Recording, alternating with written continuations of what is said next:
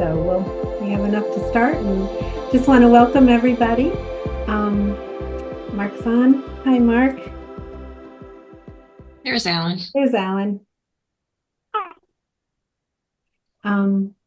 Just a quick thing on the CPA, as I think you all know, it involves it's great the town has this resource, and it can be used for a lot of things, but not everything. It's moderate and low income housing and recreation and open space and historic preservation. And within each of those categories, there's a lot of restrictions basically on how it can be used. And we have a lot of information on our website page on the hadleyma.org. So it's a good place to look up information. But welcome everyone, and we can get started. The first thing we have is our September 16th, 2024 minutes that everybody was sent. Would anyone like to make a motion to approve those? I move we approve the minutes of September 16th. Second? I'll second. That was Sherry. Yes. Any discussion? Kayla, can you do the roll call, please? Mary, Yes. Risa, Yes. Sharon, Yes.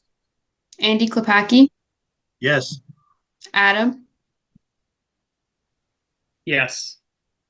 Andy Morris Friedman, Yes. and Mark Dunn. Done. Aye.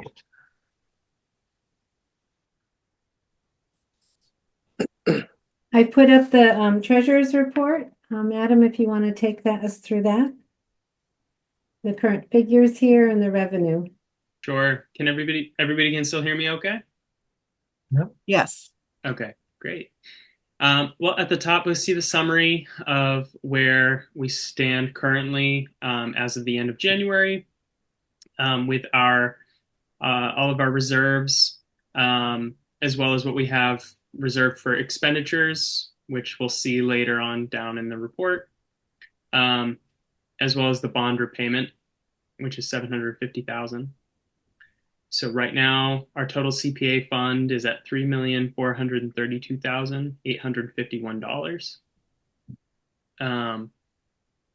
Looking across to the right, we'll see the potential set-asides for this new amount of funding that we're going to get for this fiscal year. If we set aside the standard that we normally do, which is 50,000 for each reserve. And you can also see in column G our potential projects that we will be talking about tonight. I was wondering, Mary, if you had, thank you for adding in the First Congregational Church under the undesignated fund. I had been meaning to ask about that. So we will be talking about those tonight. So looking in column H, we can see after our, if we were to approve all of those projects, we can see where we would end up with our subtotal balances after all of those projects coming out to $1,548,939. And then the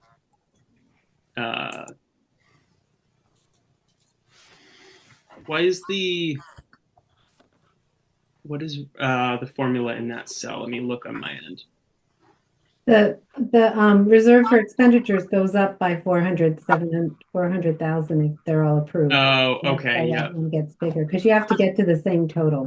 Yeah, it's just I don't. I got it. All right. And then if we scroll down to starting in row 15, where it says history of CPA revenue additions, these are some of our updates that we just got. So our surcharge from the town is $174,022. The CPA state distribution should be $150,700.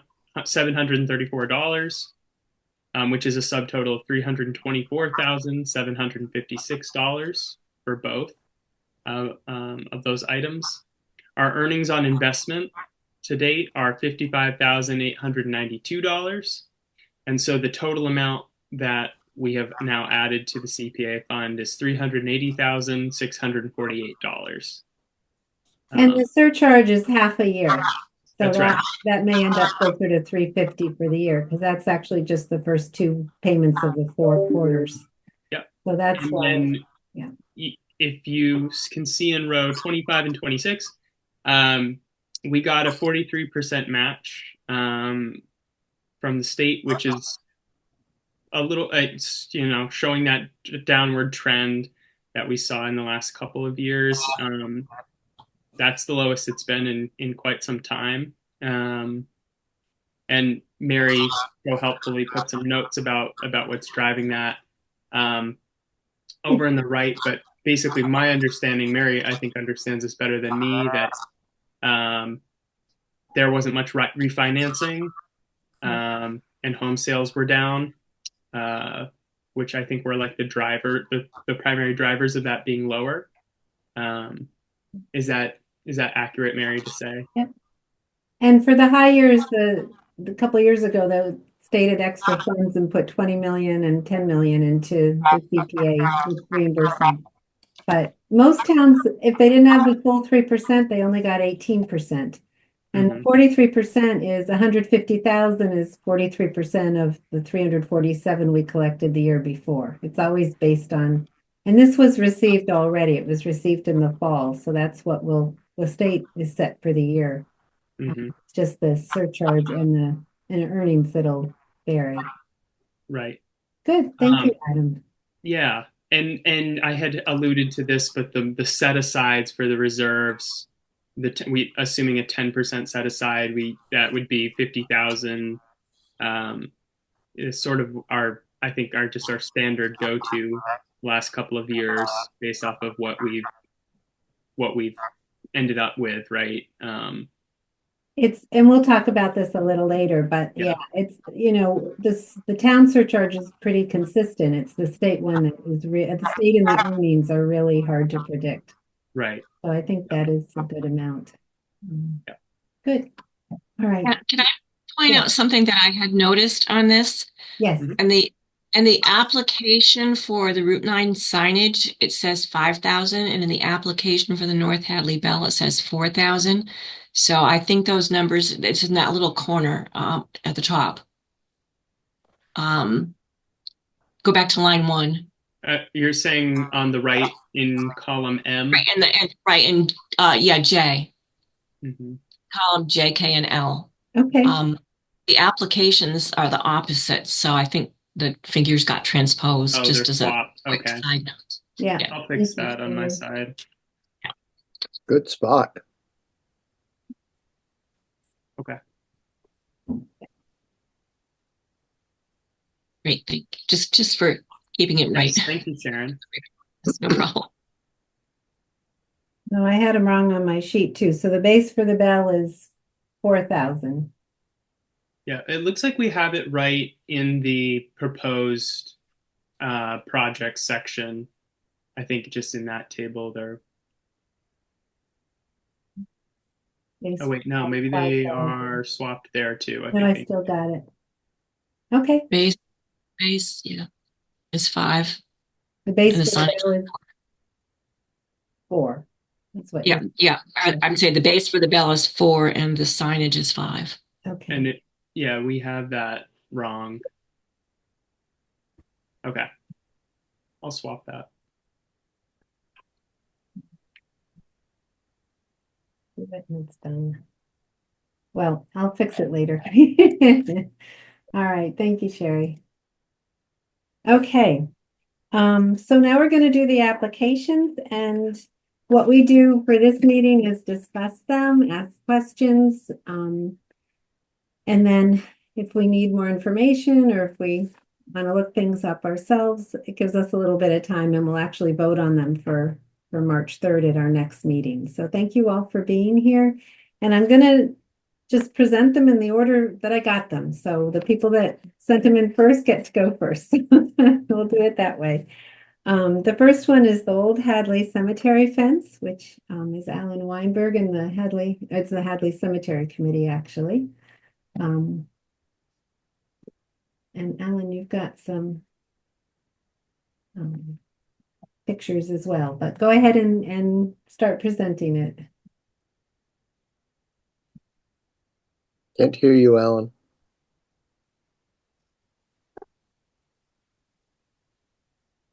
I still don't hear you, Alan. Let's see if he can.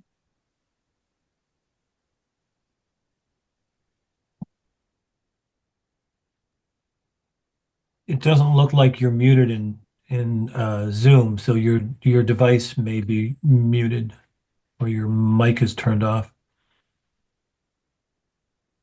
I could hear you earlier when we couldn't see you. Do you want to come back? Do you want to go off and try coming back on? This was your big chance to go first. I can, And if you can't well, we figure it can, out, you could also call in on your phone. I still can't hear you, Alan. Yeah, he's gonna go off and just try. Yeah. There's definitely some challenges with Zoom.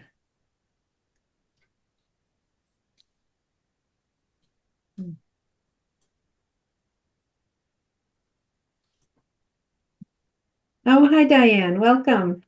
Glad you could join us. Happy to be here. I might just Yeah. be blocked a couple times. We've got everyone here, which is fabulous. All right, Alan, can it work?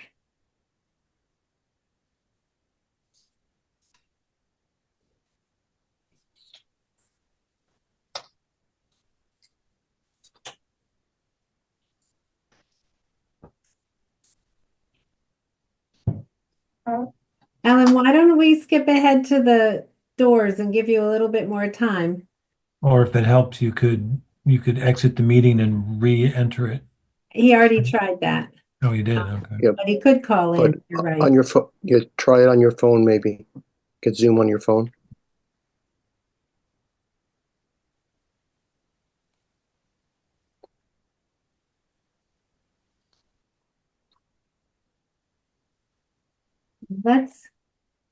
Alan, we're gonna skip ahead to the doors and then we'll come back. And you can call in as well after. But we've got Pamela Rogers here. Hi, Pamela.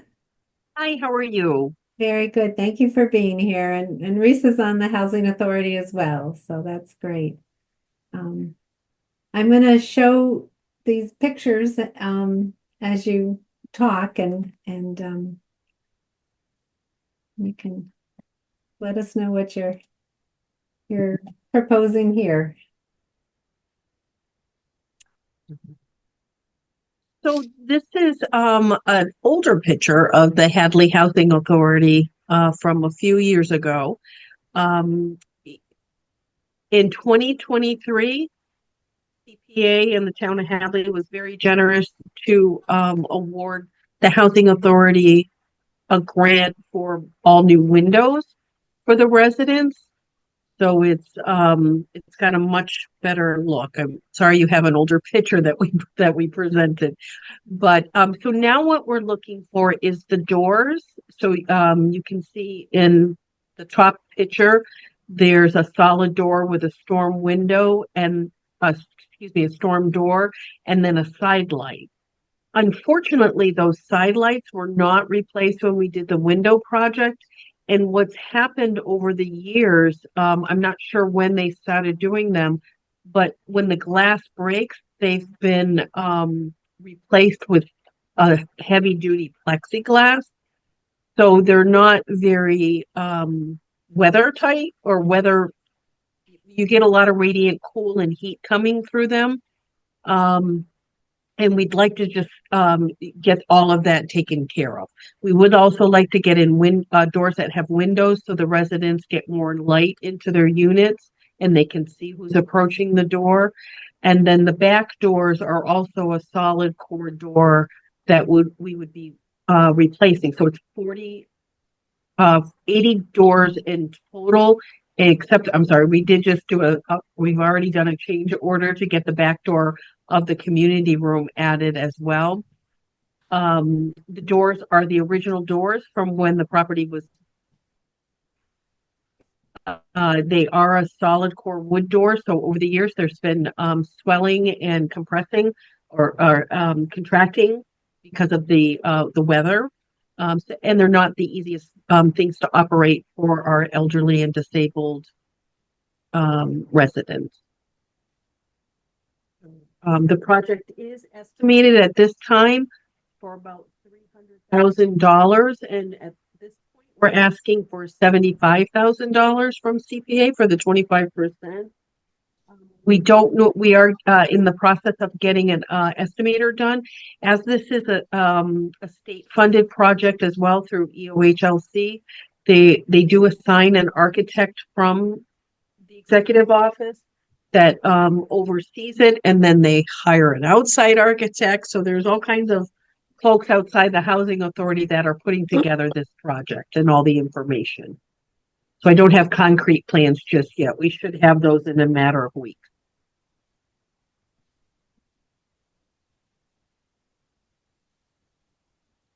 Did you have any questions?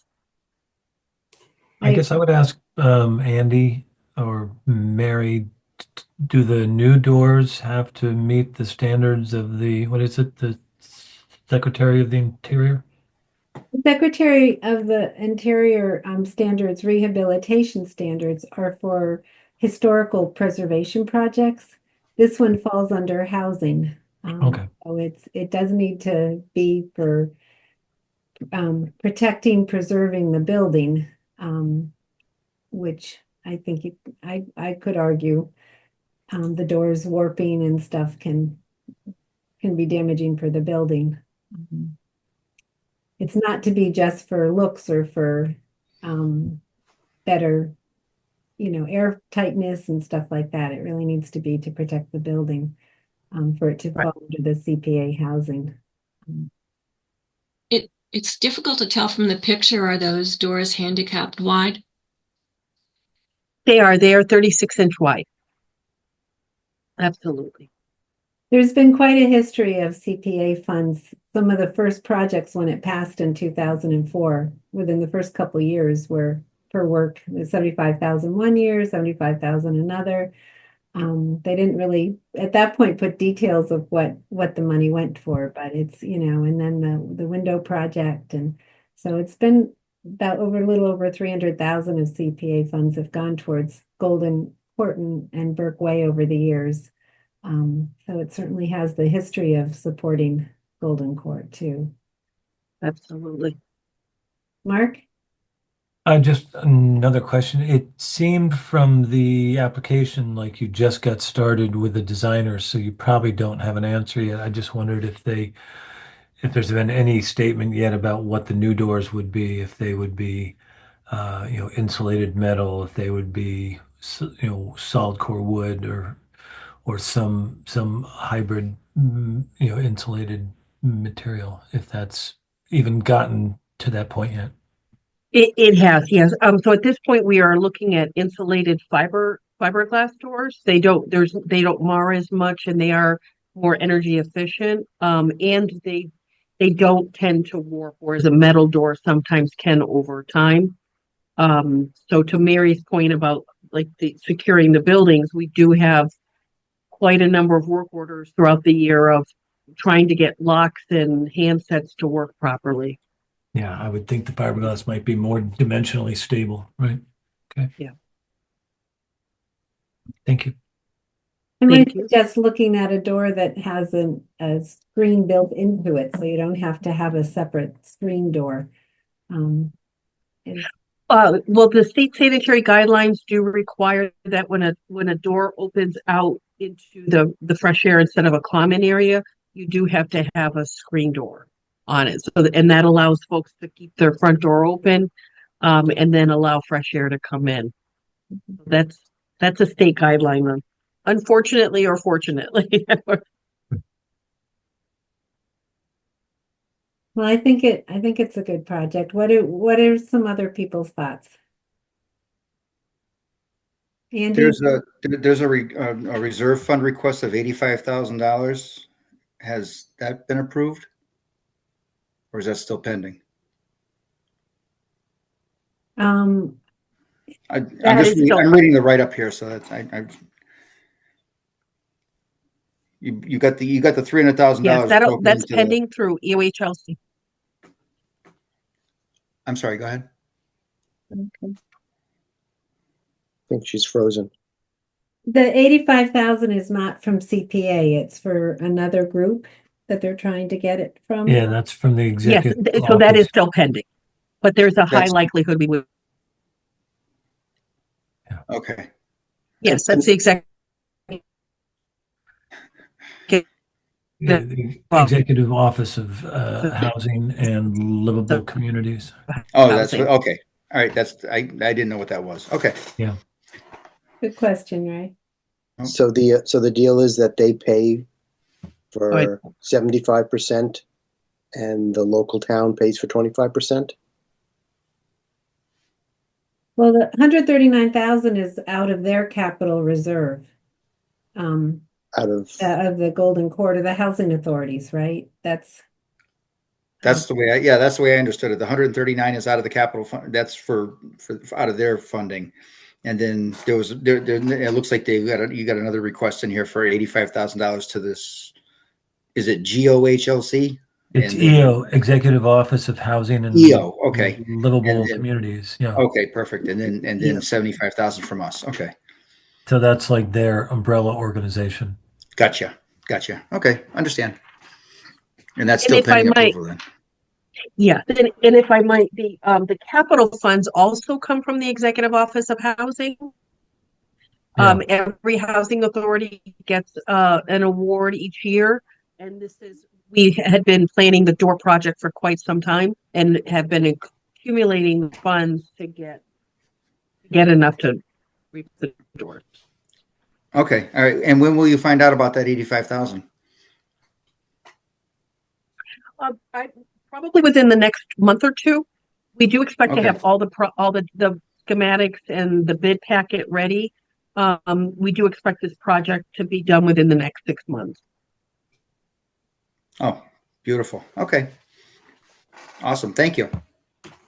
we've been putting 3 years on the CPA. The funds need to be used within 3 years. Even if you're expecting to do it very quickly, sometimes things get held up. So Thank you. yeah, we'll do that. Yeah. Don't Right. tell her that, Mary. Yeah. And there will be a grant project, agreement, just like there was for the last one too, with the town. Andy? Yes, thank you for your proposal. I do have a few questions. So now it's the door and the skylight. And just to be Sidelight. clear, are you replacing both with a door and a skylight? Not Or a is it going to skylight. be different? The side light. The sidelight. Sidelight, yes, thank you. Yeah. Not So an architect. So what we're looking to do is the door, the side light, and the back door. If the project comes in at much more money than what we've anticipated, we will focus on the back doors first. And that's because those ones are the ones that for some reason have warped the most and we have the hardest maintenance issue with them and keeping them secure.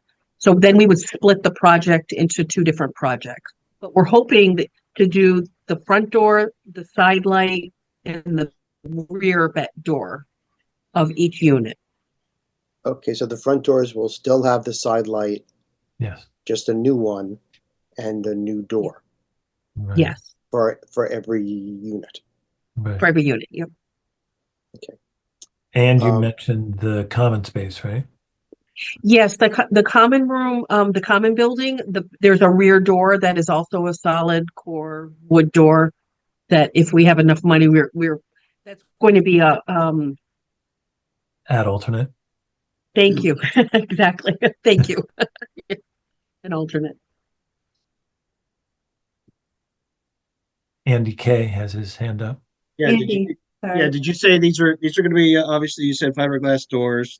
Are they I'm still struggling to find the attachment here, but are they going to have any lights or meaning window glass in them, or and you said there's also a screen door going to be on the outside as well?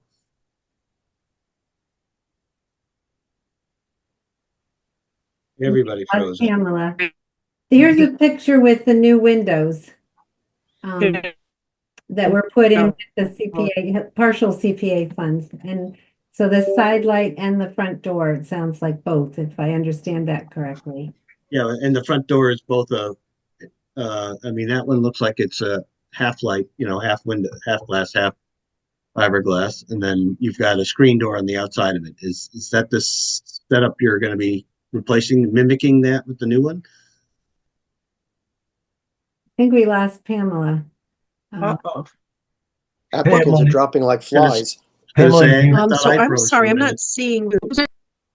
you might want to turn off your camera, Pamela, because it seems like bandwidth is a question, and then we'll at least hear you not being pixelated. Okay, can you hear me now, or do you have me now? Yes. Yeah. Much better. Oh, okay. Well, we It did was hear much you. better until I said something. Yeah. Okay.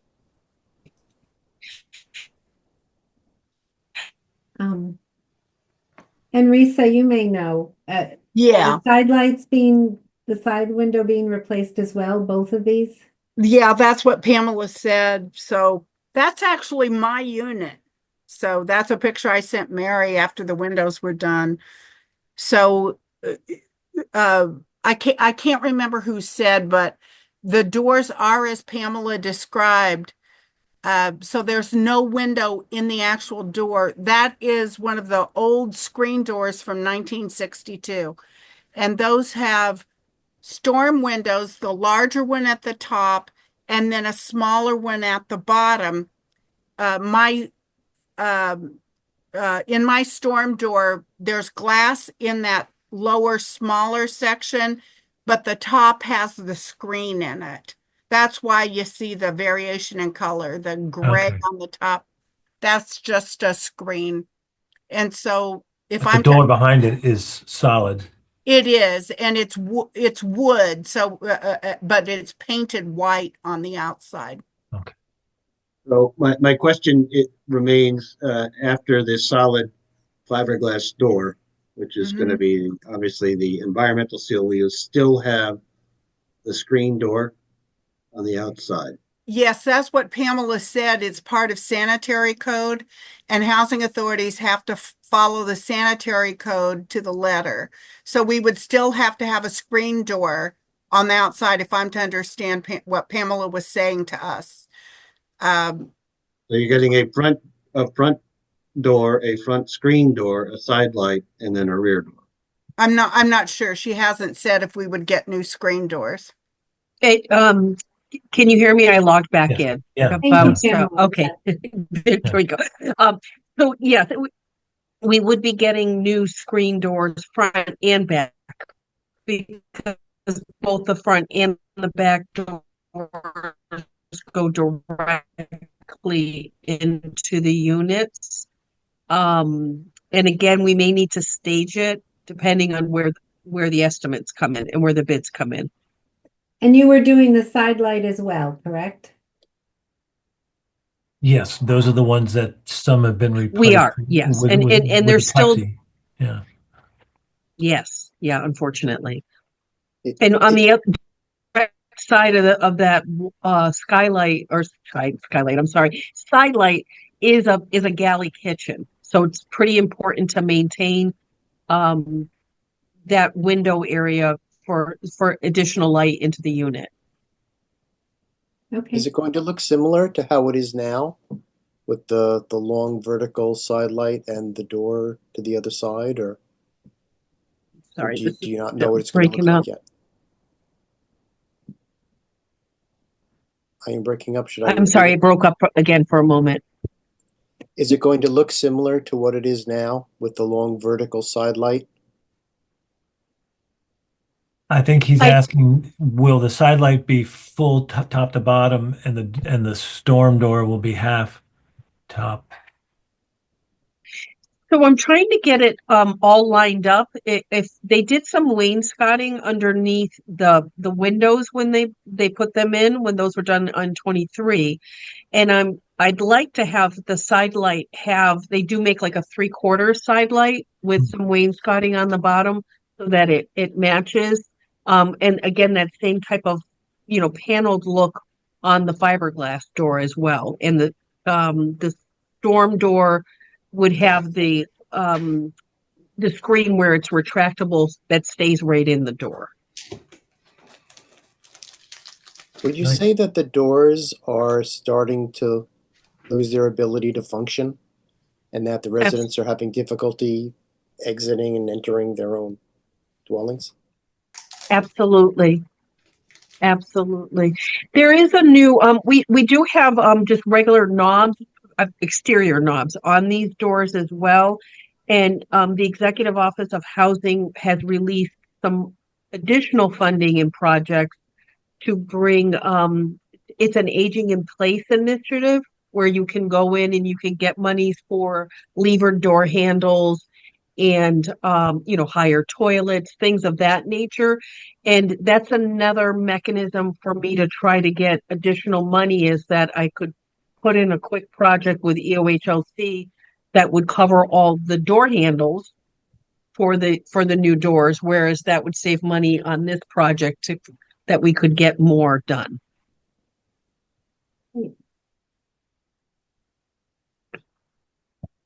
Any other questions or comments for now? I guess my only concern about this project, which I of course support, is that often in the CPA we have greater detail in the specifications, like samples of the doors or pictures of them or brochures from the company that makes the doors, just so people know exactly what we're paying for and exactly what we're getting. Is it possible that you might get this information for our next meeting in 2 weeks, or is that too soon? Unfortunately, that's too soon. I think Mary can attest to that. The application we had put in for the window project was much more detailed and had that information for you. We are just at the preliminary stages, and the Executive Office of Housing and we work with have all been a little bit delayed because they're still catching up from COVID. I can't wait till that excuse is gone. But the construction industry really did have a big delay. But we will have all that information, and as soon as we get it, I'd be more than happy to update our application and to present that information so you know exactly what it is that we're requesting you to pay for. You think you'd have it before town meeting, though? Town meeting is the beginning if we of approve May. next week. Yeah. I mean, in 2 weeks, we'd have that before Yes, town I do meeting. believe yes, we would have it before then. And how about resident input? Have you talked to the residents about it? Ask them what they want? See what they Oh, think? yes, definitely. So from time to time, we have tenant chats, but we also have annual plan and capital planning meetings where the tenants come, and they were excited about this door project because, again, so many of them are having difficulties with the doors. So it is an improved project by the tenants. I think some documentation to that effect would help you in the committee and at town meeting as well. Okay, thank you. And Pamela was nice enough to let me go through and see the window project when it was finished, and the doors really stood out as Yeah. problems on the units that I saw. And Risa lives there and has said for her it's been an issue. I can tell you, the tenants do support this. Very much so. Good thoughts. Any other comments or? No. Well, we'll be back on March 3rd and if you should happen to have more info by then we welcome it, but we'll certainly go ahead with our vote either way. So thank you, Pamela. Thank you all for your time and for your consideration of our project. You have a good night. Thank you. You too. Alan, how is your microphone? Let's find out. Can you hear me? Sounds good. Thank goodness. Am I ready to go? You're ready to go. Okay, so the first project I have is the Old Hadley Cemetery fence. I think I sent an application in, and hopefully everybody's had a chance to see it. I have no idea how to share my screen, No so worries. forgive me on that. And I'm submitting this application as the chair of the cemetery committee, and it's also on behalf of the DPW cemetery division, which actually runs and manages and maintains the cemeteries. We're mainly there to help with projects like this. So the deal on the Old Hadley Cemetery fence, this is the fence on the back of the cemetery on the north side. It's not on the street side. If you go into the cemetery, go all the way to the back to where the agricultural fields are. There's about a 1,000 foot length of fencing that currently is post and rail, wooden post and rail that was installed in 2007, I believe. And it is falling apart. You can see the pictures. It's quite dilapidated. It looks awful. And it's beyond salvaging. And we would like to replace it with a more durable fence similar to what is up at the North Hadley Cemetery. There are actually two different kinds of fences up at North Hadley. The one that we're thinking about doing is it's called a decorative wire loop fence. And this picture it may not look exactly like that, but something like that. It's a galvanized metal gray wire fence. The other fence at North Hadley, which I don't have a picture of, but I'm sure everybody's seen it, is at the entrance to the cemetery. It's a black aluminum fence that was put in also at the same time. That's a lot more expensive. So we'd like to do something that's a little more economical, but also will be fairly attractive and be as durable. We basing that $45,000 is really, at this point, it's a guesstimate based on the cost of that fencing. But there's also a couple of other things that have to be done. One is we have to get rid of the old fence, and we have to get rid of the invasive vegetation. And Sharon can attest to this. It's a big problem there along that fence line, and in some other parts of the cemetery as well, is knotweed and bittersweet, and it's very tough to get rid of and to control. Grapevine. So, grapevine, yep, awful. If anybody's got a garden, they know the problems. But this is 1,000 feet of it, so it's quite a problem. We're going to, I think we're going to need some flexibility on the cost and the timing of this project. We're still kind of looking at what the options might be. We're looking at this fence, this type of fence. We're also, I think, going to look at the aluminum fence, because it may turn out that even though it's a little more expensive, it may be easier to get. We'll have more information, hopefully, before your next meeting. So we'd like to kind of keep open the possibility that we might go to a different type of fencing. And the other thing is that we probably are going to have to stage this, which is in two stages. One is to get rid of the old fence and get rid of the invasive vegetation, sort of clear the decks, and then have the fence installed. So we may need to do this in two parts. And the other consideration here that I think we're all familiar with is because this is a town project, we have to go through the procurement process, probably have to go out to bid on this. And as we found out on other projects, not just the cemetery projects, but other town projects, you go and you ask for the money for the CPA, then you go out and put it to bid. It turns out the bids are coming in too high, and then you got to come back for more money, or you don't do the project. This is entirely possible, and we'll be in the same boat. So I just want to warn you that this may happen, and we may end up coming back in the fall for more. We'll know more once we get into the cost of getting rid of the invasive vegetation. I'm pretty confident that the $45,000 should cover at least getting rid of the existing fence and getting rid of the vegetation and preparing the specs for the next phase, which would be the new fence. And depending on how much that costs, we may or may not have to come back in the fall. But at least we want to get started and get going on this because the whole procurement process is complicated, as you know. And we've been burnt before by the delays in that.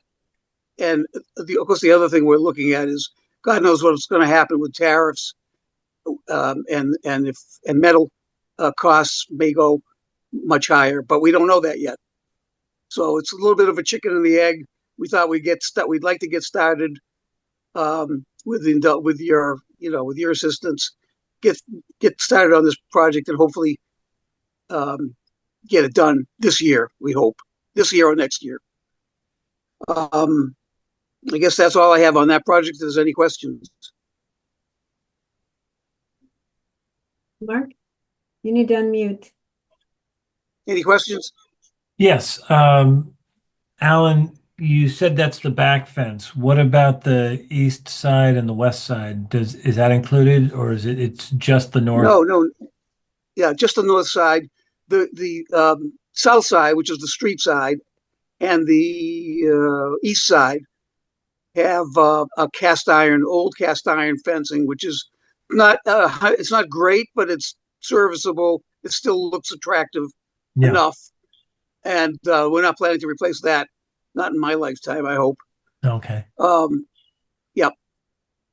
And I would just cast my aesthetic vote for what it matters against the wire that doesn't look attractive or durable to me. So I'm hoping that you can get bids which will support aluminum or something more in keeping with the front fence.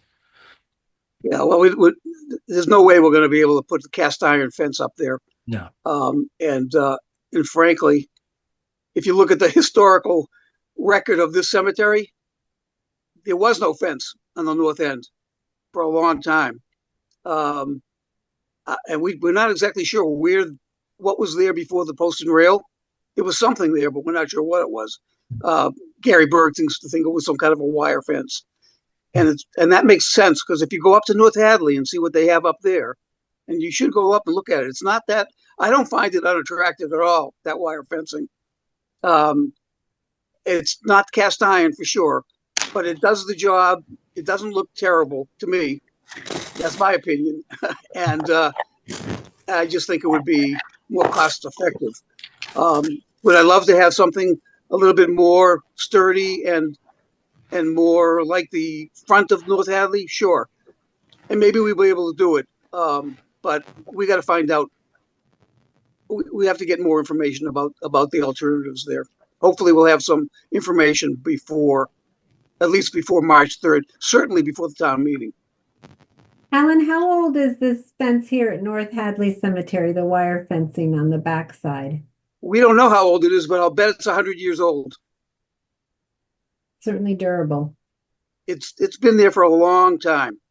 I mean, in places it's kind of, it needs to be maintained, and it still has the problem with invasive vegetation. But Mary, you've seen it. Yeah. It's not terrible, I don't think. It's a lot better than the wood fence behind that's on the neighbor. It's a lot. Exactly. Yep. Andy Morris Friedman. Hi, Alan. Thanks for another great proposal from the Cemetery Committee. All your work's been exemplary, and I'm sure this one will also be a great project. Could you explain briefly what the fence does and why it's important to have one? Well, uh, the biggest reason why there's fences at all historically is to keep livestock out of the cemetery. Okay, and critters, animals. The second reason, which became more prevalent, in the 19th century with the whole um, park, the whole movement, Victorian movement to make cemeteries look more park-like as opposed to just burying grounds. Uh, Part of that movement was to fence the cemeteries with attractive fences to make them more, more inviting, I guess. And I think it just to have something around the cemetery just makes it more, especially when you have a field right next to it with tractors running up and down. It just makes it more distinct from the agricultures that have no fences. And they still function. And we could do that.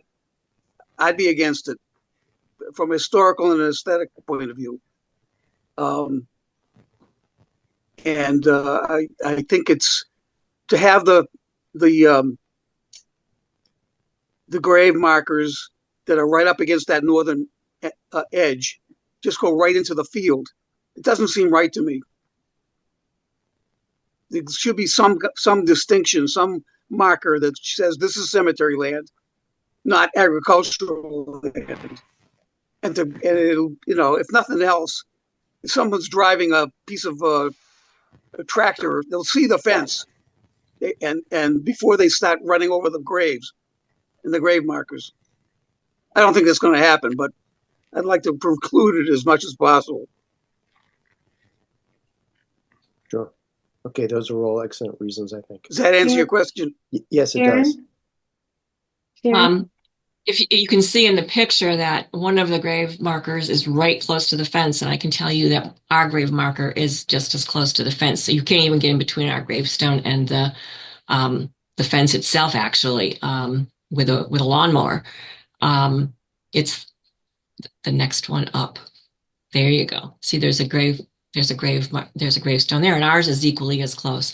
The other thing, the wire fencing isn't really even going to show a good part of the year because the corn behind it will be so tall that you're going to see the corn more than you're going to see that wire fencing. That's a good point. Karen, are you okay with that? I'm fine with it. Yeah. Okay. And you're one of the people we want to satisfy here. Yes, since I'm going to spend eternity there, right? Well, my personal feeling is that we should spend the extra money to get something that looks better and lasts longer. Because saving money in the short run costs you money in the long run. And this wire fence is 100 years old. Yeah, well, I guess that's pretty good. Yeah, but things don't made dispute today that. don't tend to last as long as things made 100 years ago. Yep. That's true. Because 100 years ago, they said, why are we spending all this money on this fence? They didn't know it was going to last 100 years. Anyone? Well, 100 years, 100 years ago, they might have, again, they may not have had a fence here at Old Hadley.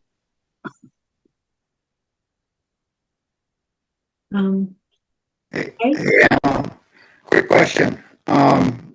So you're gonna, hopefully springtime's gonna come along, we're gonna get in there, we're gonna start, Ray, you're sounding pretty chopped up. Sorry, we're gonna get rid of the old fence.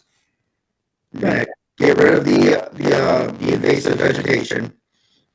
Are you gonna put up a temporary fence or anything like that, or are we just gonna go right to, you're gonna try to go right to construction phase?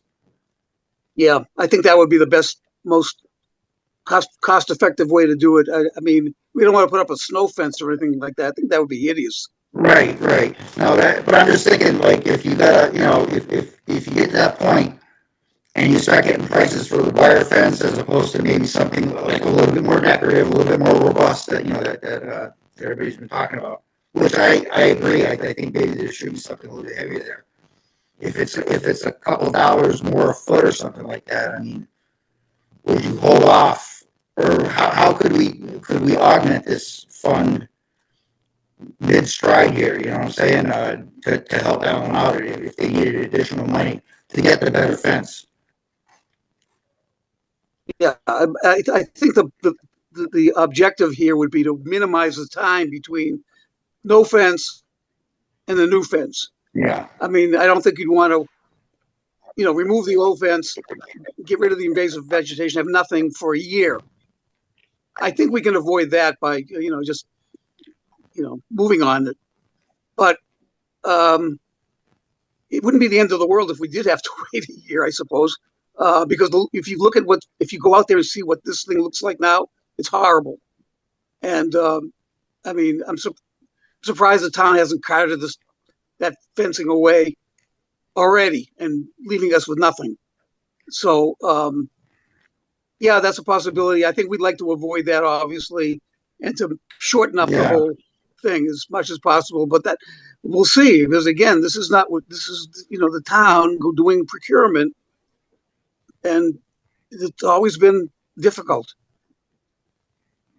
Right. If you needed a second grant because you needed more money, we can either give you the second grant 6 months from now, so you wouldn't have to wait a whole year, or we could give you more money now. Which would you prefer? That's up to you guys, but I mean, I don't. I feel a little hesitant to ask for just an open checkbook from the town. How do you know, right? Alan, maybe in the next 2 weeks you can do a little more estimating on what the fencing might cost, so that maybe we can get a better figure for it. Yeah, well, we're going to try, but again, I've got to warn you, we can go out and get quotes, okay? And then you go out to bid, and it's twice as high. Well, it's a starting point, anyways, and we do have the fall town meeting if it really ends up much different. Yeah, I'm hoping that I'll be able to get an idea of at least the comparison between the wire fencing and the aluminum fencing. If the aluminum fencing is something that's like 10 times more expensive than the wire, I don't think I'm going to come back and ask for it. Right. But if it's only, maybe twice as much, maybe we can talk about that. Good. We'll hopefully have more information. Good. I think you'll find a receptive. The committee would be receptive to increasing the cost at getting a better. Okay, well, that's good to know. That's good to know, and we'll expect you to fight for us on town hall meeting too. We definitely will do that. We've never had a problem with any of your projects, and you've always returned the money if there was any left over. I don't see why that wouldn't happen this time. Yeah. Well, if you look at our past projects, we've done very, very well with restoring the gravestones. We've got all the projects came in actually under what we budgeted. That may have been because of the people needed the work. But when we looked at the Hockenham project, which was also a fence, that came in a lot higher than what we first. And we did have to come back and ask for more money. And that was driven by the cost of materials at the time, and some other problems that arose. So this isn't somebody. This project doesn't involve just somebody doing some work. It involves purchasing materials and also paying prevailing wage. It's always a bit of a dilemma about how to budget for it. And we don't know till we go out to bid. We can't go out to bid tomorrow. I mean, it'd be crazy for us to go out to bid on something we don't have the money for. or don't have any money for. Well, So, you can't. so anyway, but I think all those comments are points well taken, and I think we make every effort to try to telescope this down so that there's not too much time between one phase and the other, and we'll have a better idea certainly by town meeting, but even more importantly by I think it's March 3rd. Your next 3rd, meeting yeah. is. Yeah, I think we'll have some information about at least the relative cost of the two types of fencing, and that might inform our decision making here. The one last question I have is about the property line between the farm field and the cemetery. Sometimes fences are put up and they're on the property lines, and sometimes they're not. So I don't know if you want to look into that, or that's a can of worms you don't want to open. But that's just something I thought of. Yeah, it is on the it's on the but it's on the bucket list to look at that. If We may there's, not like what we find. I know we have a lot But- more applications to go through, so if anyone has another comment, or can we move ahead? Alan, you're up next with the old mortgage Okay. and the deed. Okay, so I'm wearing my Historical Society hat, not the Cemetery Committee hat here. So the second one is the restoration and preservation of two documents that the Historical Society has in its collection. These documents are two of the oldest documents relating to the settlement of the town in existence that are in town. There are others that exist elsewhere, like in the state archives and UMass special collections, but these are ones that we have, and they're over 360 years old, both of them. One of them is the so-called Quan deed, which is a deed that was negotiated after the original arrangement with the Native Americans to get property, get land so we could settle the town. That was negotiated by John Pynchon from Springfield. But the Native Americans reserved about 30 acres in North Hadley for their use, and they didn't include it in the original land arrangement. A few years later, in 1663, they did include it in a separate mortgage, or they call it a mortgage or deed, with one of John Pynchon's associates, who was basically swindling the Native Americans. But that they entered this agreement where they would mortgage this property to this fellow named Zachariah Field, because they owed him money for goods, and so they did this. And this eventually passed to the town through Field, and interestingly, it became part of the school meadows, which was given to the trustees of Hopkins Academy when it was founded in 1664. So it's got a lot of historical connotations. It's an important piece of property. It's and the document, we have the original document signed by the Native Americans. We've had it for quite a long time, and it needs to be properly conserved and fixed up a little bit. We've had a conservator that was recommended to us by Historic Deerfield look at it, and gave us the conservation report and an estimate of the cost, which I think I submitted along with the application for the funding. And there's another document, another similar document, not quite as old, but it was a deed of land by John Crow. John Crow was William Goodwin's son-in-law, who had property on West Street and also all the goods. When William Goodwin left town soon after helping found it, and he was a real mover and shaker in town. William Goodwood, the Goodwood Library is named after him, or was named after him.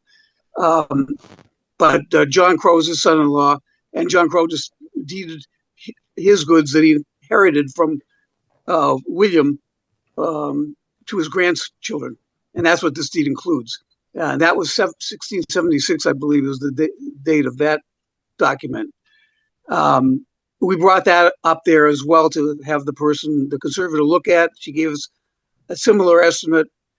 So what we're asking is, I think it's $1,700 for the two documents to be properly conserved and fixed, repaired as needed, and then we'll be able to put it in archival storage. This is similar to the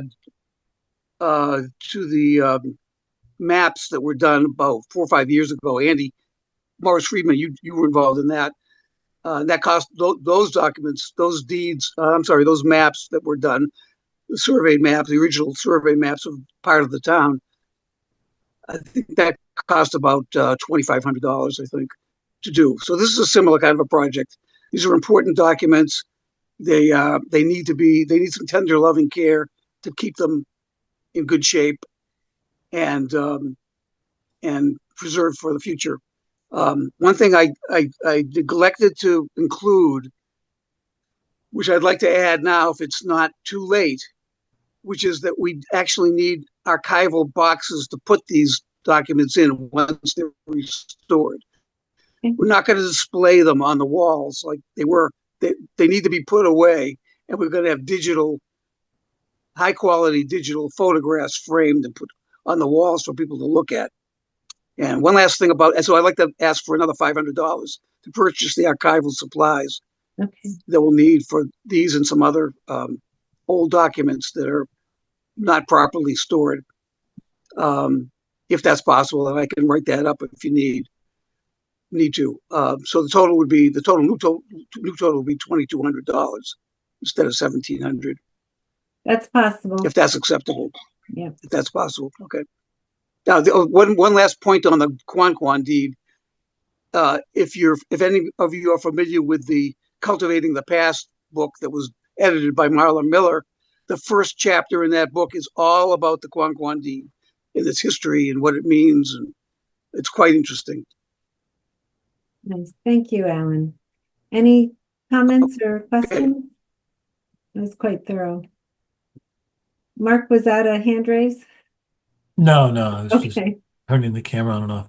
No, that was very helpful and informative. Thank you, Alan. Great. Thank you, guys.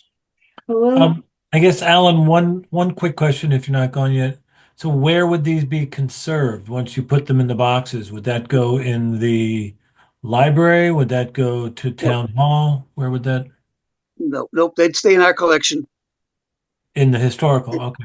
in the historical house. Okay. Yep. all right. Thank you very much, Alan. We'll see you in 2 weeks. Okay. Thanks a lot. Yeah. Next up is the broadband, Hadley Media. Alex Marsh is online here. Hi, Alex. Hello, how's everyone doing? Good, thanks. Good. Alex, let me say thank you he's the one that will put our meeting recording up on the media channel, which is so great. Yes. So in a nutshell, pretty much, as many know, we have been working on the town's equity plan, and as we also got the national designation from the National Digital Inclusion Alliance as a digital inclusion trailblazer. And some of the things that goes to digital equity and digital equity work is broadband. So a lot of it stemmed from our cable renewal when we were renegotiating a cable license with Charter Spectrum. And there are concerns not concerns, it's actual fact that there are homes in Hadley that are not attached to any sort of broadband internet. They may have hotspots or satellites, which are unreliable at times, whereas broadband is a little more reliable than satellite and hotspots. So pretty much the goal now, as we have the plan and all that, the goal is to try to get the town an alternative to charge spectrum. And we're hoping that this 20 grand will help kickstart some of that.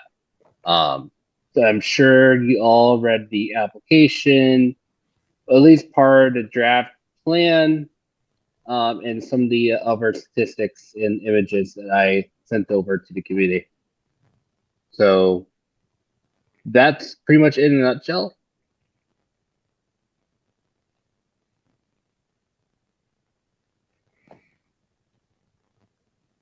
Can you remind us how many houses or households will be included in this project? So we're trying to go for the whole town. But there are currently 32 homes that do not have any sort of broadband internet. So this project is to include those houses that are currently not in the Correct. system? Correct. And it's And how many, mostly how many are honeypot? there? Yes, so the unserved homes are mostly Honeypot Cemetery Road, as well as one home on Moody Bridge Road. And you said 33, 32? 32. 32. Is there This includes the a honeypot? What's that? This includes the honeypot? Yes. And the total project is 100,000 estimate. So this is That is yes. Yep, correct. That is an estimate. I do want to go out and get some quotes and get some meetings together, some folks, as well as explore other grant opportunities to help fund this type of project, and find out if there are designs in town already, if we can work off of those as well. Are there any kind of income requirements or anything like that, or just No. everybody gets it if they don't No. have cable access right now? No, there are no income requirements, and I'm sure this project will be phased over multiple years.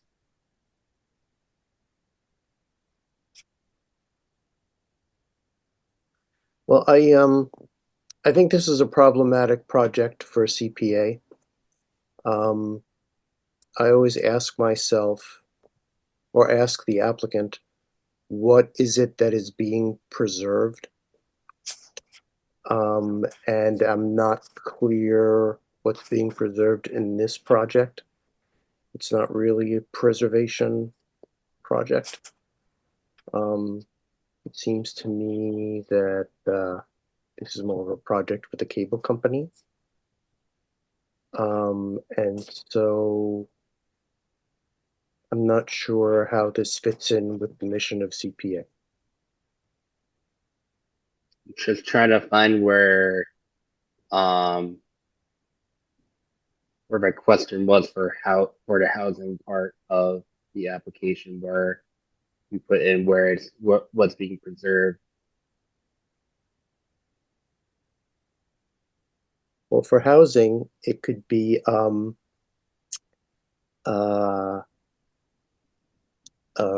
restoring, making handicapped accessible, preserving the financial assets of the buildings. If the buildings are possibly become unusable through the deferred maintenance. I really support Hadley Media, but I don't see how this project fits in with the CPA. And the community housing has to go towards low income and moderate income households only, which makes it kind of problematic for this as well. Somebody would have to be determining which those households are, and it wouldn't cover all of them, even if it fell under one of these. The community housing seems to be for providing housing, having either acquiring a place or building a place or preserving a low income, moderate income housing. So it's definitely a tough. CPA is wonderful, but it just doesn't quite cover all categories. Alex, I feel bad because you did a lot of work on this proposal, and we could have steered you in a different direction earlier on if we had had the opportunity. I appreciate the sentiment. Okay. I mean, you're welcome to have us vote. Mhm. If you want to go that route, and we'll have another discussion and vote next week if you want to try to convince us. So sorry, Mark, you're going to say? I was just trying to see both sides of it, and it's probably a stretch to say you're preserving community fabric by keeping people connected to the community. Yeah, essentially. I mean, as I put in the application, internet is no longer recreational like it was 20 odd years ago. We need it more than ever, and COVID kind of showed us that.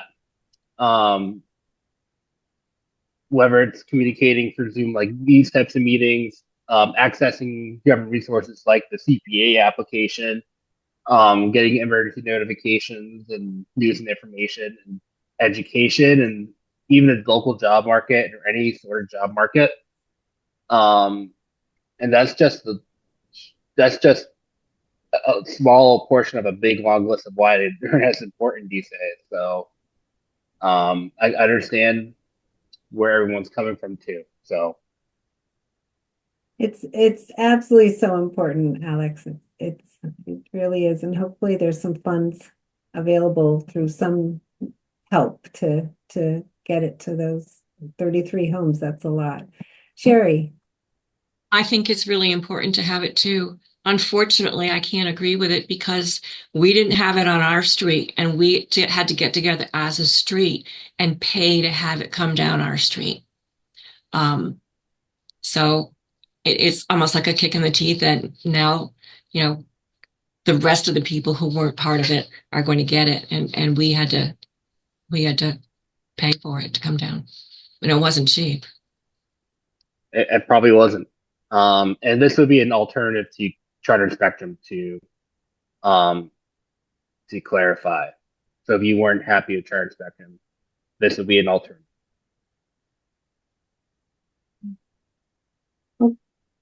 Mark, go ahead. Mary, is it too much to ask when you reach out to Stuart to just get his read? Say, is there any precedence? I certainly can. I didn't send it to Stuart because I thought he'd say there's just it doesn't even begin to fit anywhere in this, but I certainly can send it to him if you'd like me to. Oh yeah, I mean, the worst he can do is laugh us off Yeah. but it would be interesting to know if, Okay. to help define our boundaries, Yeah. Yeah. kind of like the wire fence. Yeah. Yeah. All right. Well, thank you, Alex. I'll send that to Stuart and I'll report back in 2 weeks. All right. Thank you, everyone, for your time. And thank you, Alex. Thanks, Alex. All right, because it's we've got 3 more, but we're going to take a quick 5-minute break so people can stretch a little, come back fresh, and please mute your phone. So 8:20. We'll see everybody in a minute. 5 minutes. Thanks. Well, Tim Neihart, you're up next with the 2 projects for DPW, the signage for the common and the base for the bell. What would you like first? Well, you've got a nice drawing here for the bell. That's the bell. Let me open that up. So why don't we start with the bell, and it's 4,000 for the bell. And right now that's an estimate. I'll have something better at our next meeting. Okay, good. So a number of years ago, when we worked on the other bell down at Hopkins, we had both of the bells that the town owns restored. This is the smaller bell. It's a lot smaller than the one that's down at Hopkins. It's been in storage for quite some time. We've called this the fire bell because it was at the North Hadley Hall, and we removed it when we sold the building. So again, it's been in storage, and we want to show it off because it's such a very old bell. And then we want to put it up at the new North Hadley Fire Station. Mm-hmm. So we also want to preserve it by protecting it in some type of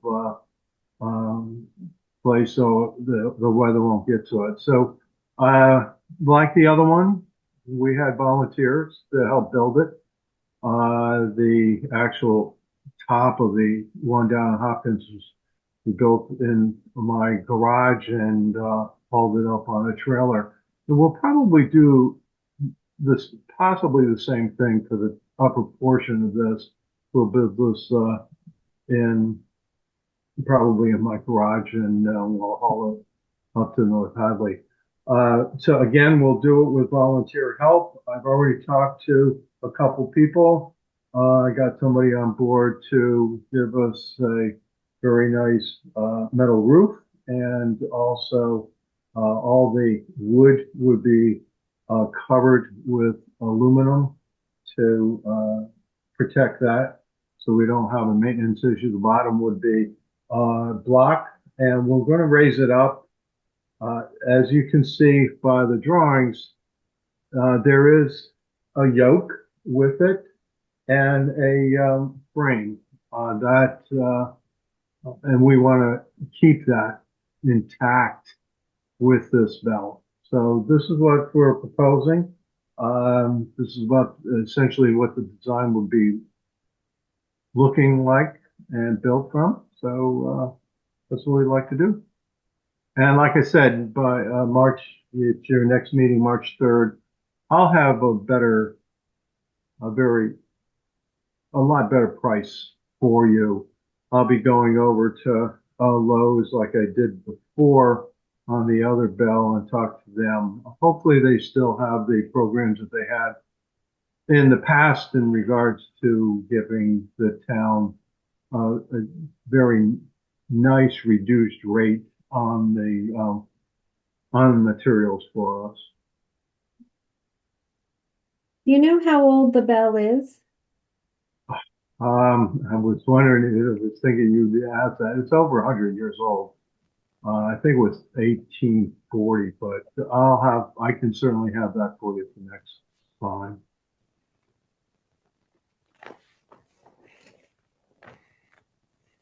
I can't see everyone's hands when I'm sharing screen, so if you have a comment or question, please speak up. Mark?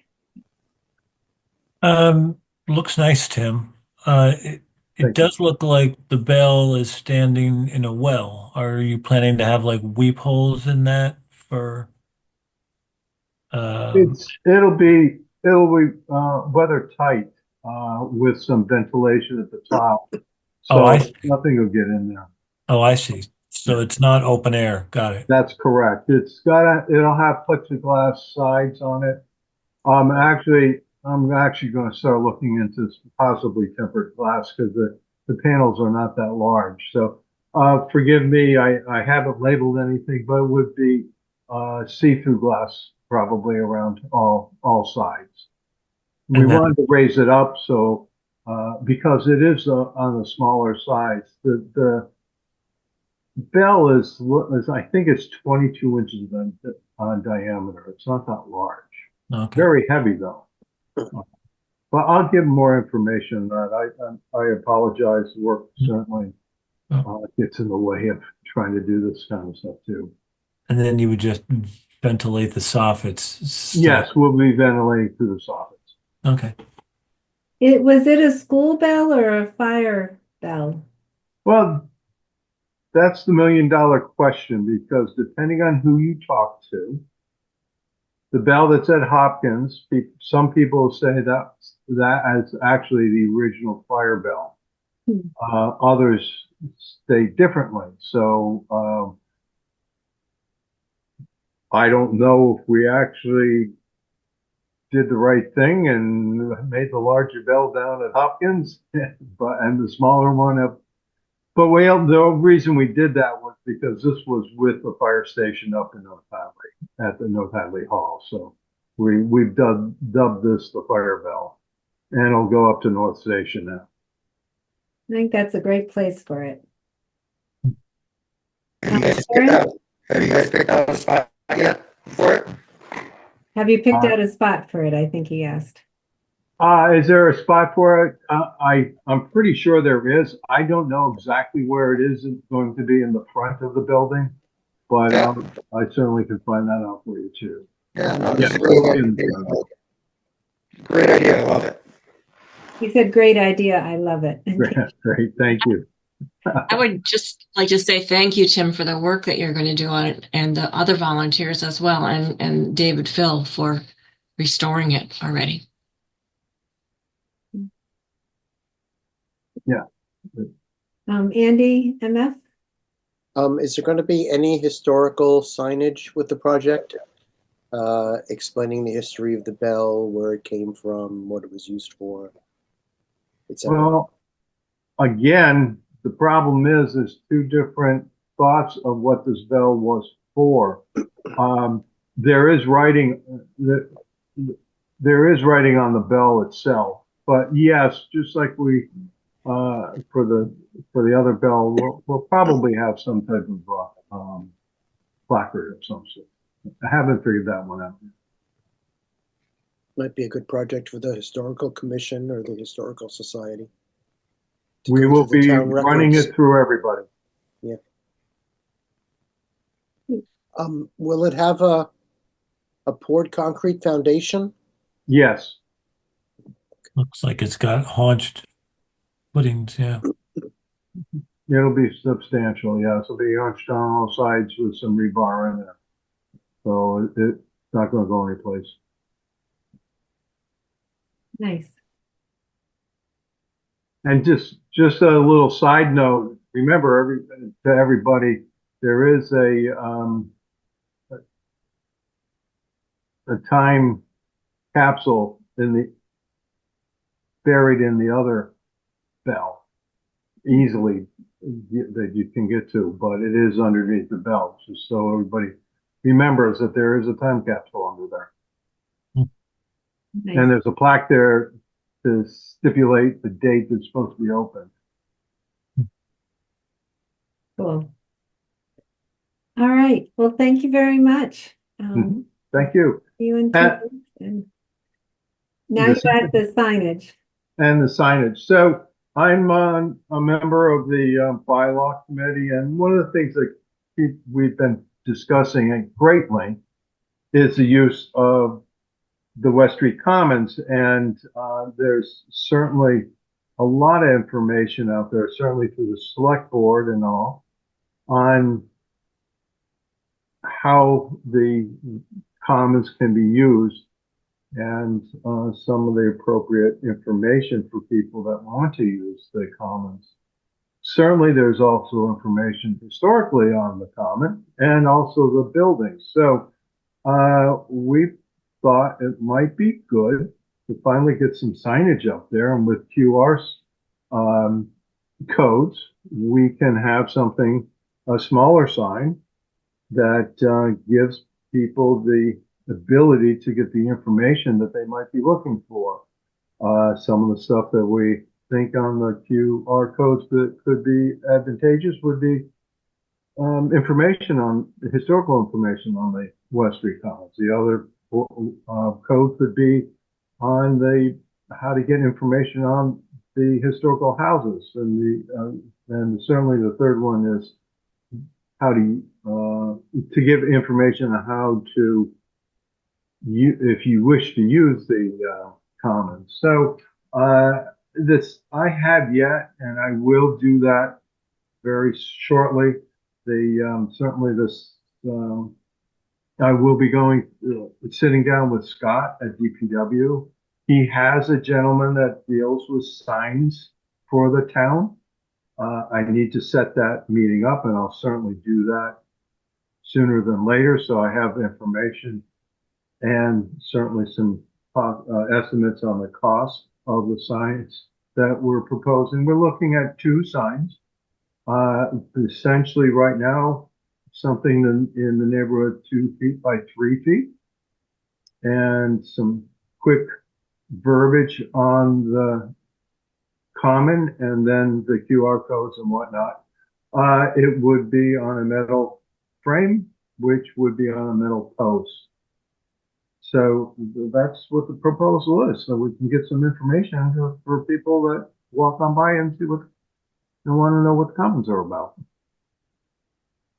And I wonder. And then we'll go through the historical commission and everybody else and have everything blessed for sure.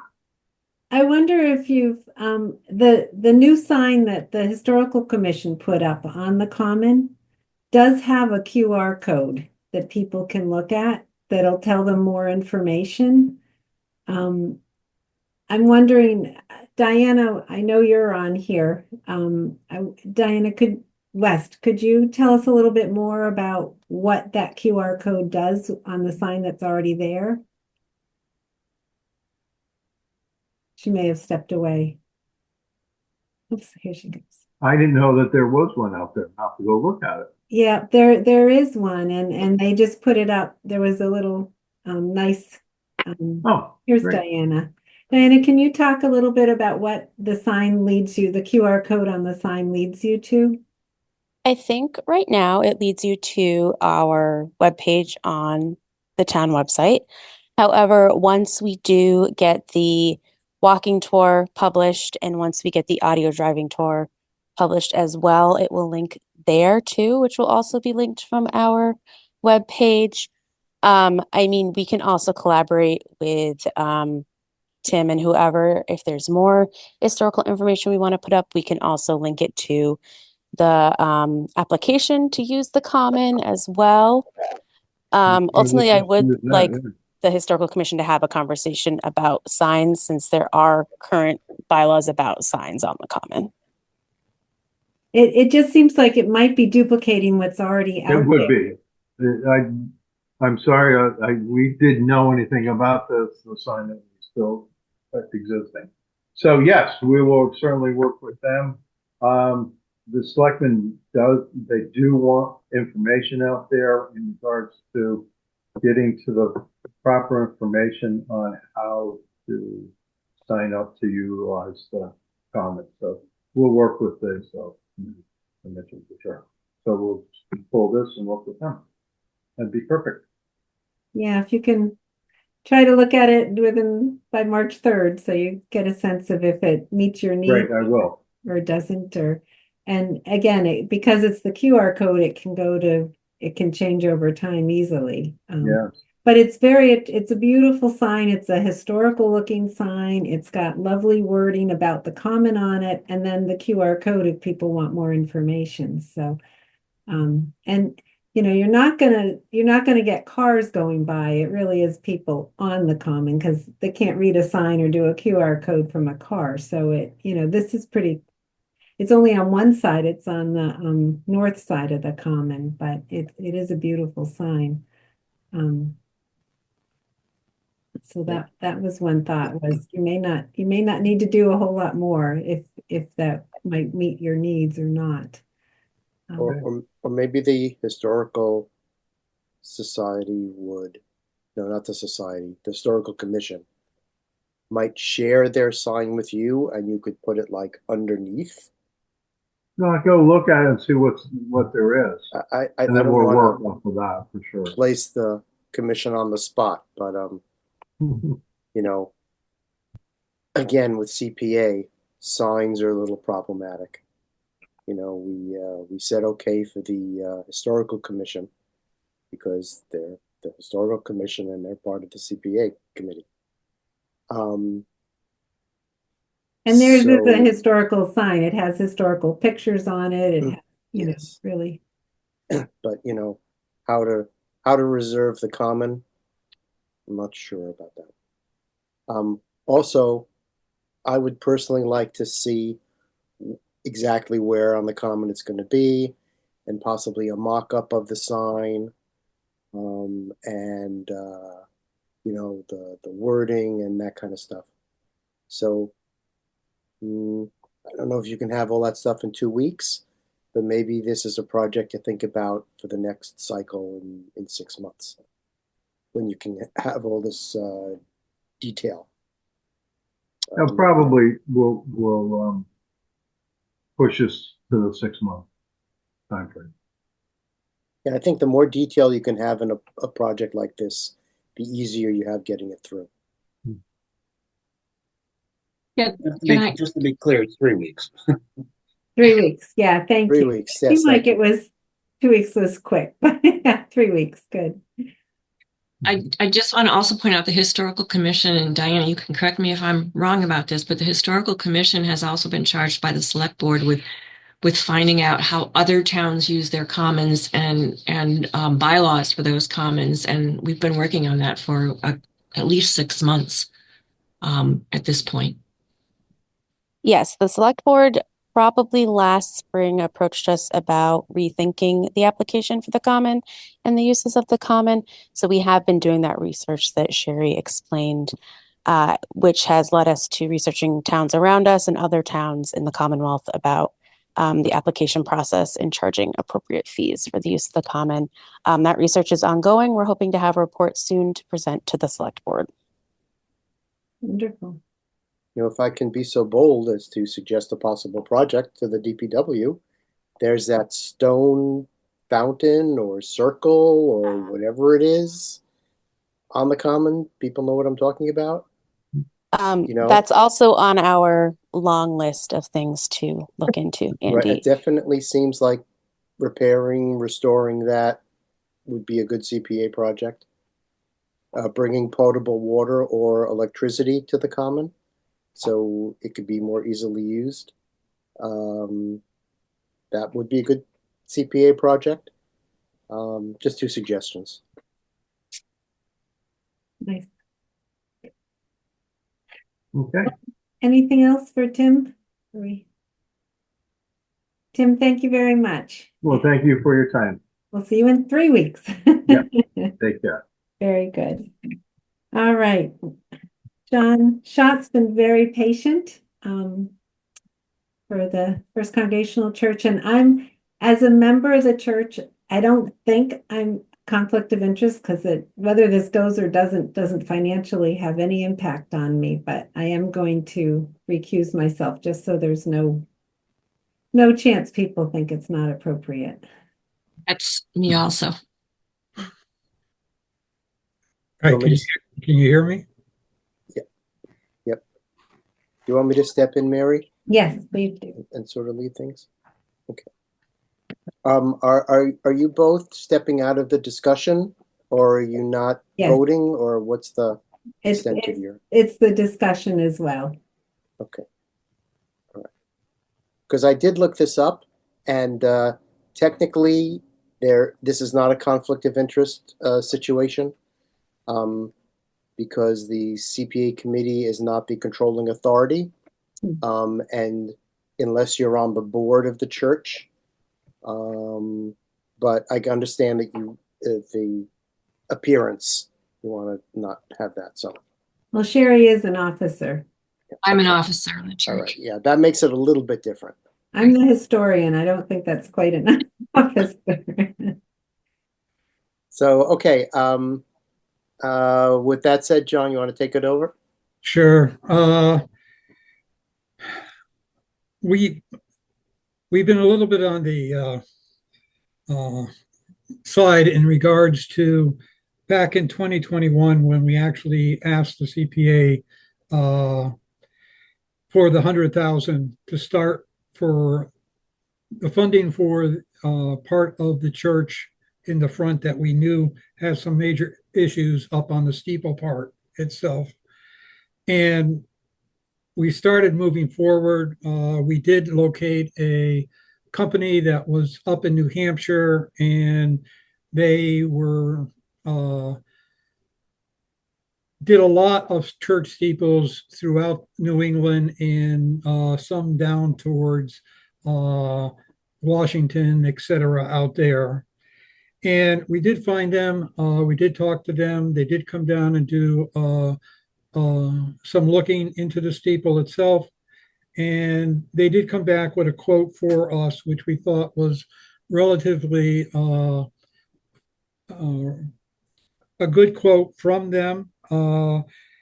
And then, unfortunately, COVID did show up, and things sort of came to a halt at that particular point in time. And it was around 2023 into 24 where we started the process again. And we did go and talk to that particular company up in New Hampshire also, and they were looking forward to coming and working on the church itself. We did then go to the town hall to talk to Tom in regards to where we're at and what we'll be doing. We did take paperwork, et cetera, out there. And at that point, we were told that basically the company could not do the construction on the steeple. It had to have a structural engineer company do the full design work on the steeple itself. And it then came to the point where that particular company said they can't do it at that time. It did take us a while to find a steeple company out there. We did locate one in Connecticut. They did come up. They spent basically about 8 to 9 hours looking at the steeple, both exterior and interior.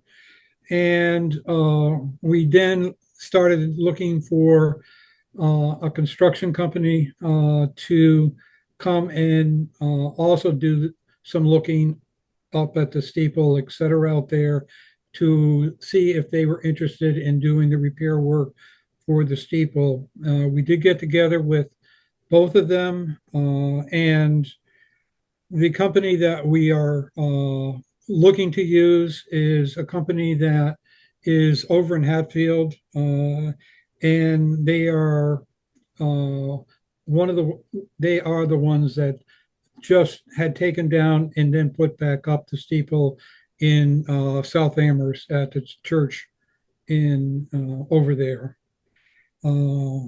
And they are both very interested in doing the process itself. The steeple guy is basically in the process of getting I'm not going to say the finalized, but close to the finalized drawings and design work. We will be getting together with them in early March to go over the plans, looking at them, and making any design changes or anything else that needs to be done at that particular point. And we're hoping that the process will start to materialize either in late April or right into starting off in May of this year. And what will happen, which was not part of our information with the first company that we got, there's been a lot of structural cracks up in the steeple itself. There has been some rot on many of the poles that are holding up the steeple and the spire itself. There is a lean to the church on the northwest or northeast side of the church, where there is some damage going on in regards to the weight at that particular point. And what is at this particular point, what we are looking at is taking down the spire, the bell tower, and then where the clocks are, we will take down that particular section also, and it then will be redone on the ground, and then eventually it will be put back up again itself. Everything on the exterior will be exactly the same as it is right now. It will be repaired. There are some damage and some rotting on some of the materials and designs that are up around the exterior of the steeple itself. And all of that will be done and then repainted. And once we get everything back up into place, the guy that has done all the repair parts for the clock, he will come back up and install the clock and hopefully get functioning. We're hoping by August at the latest, or at the most into September of this year.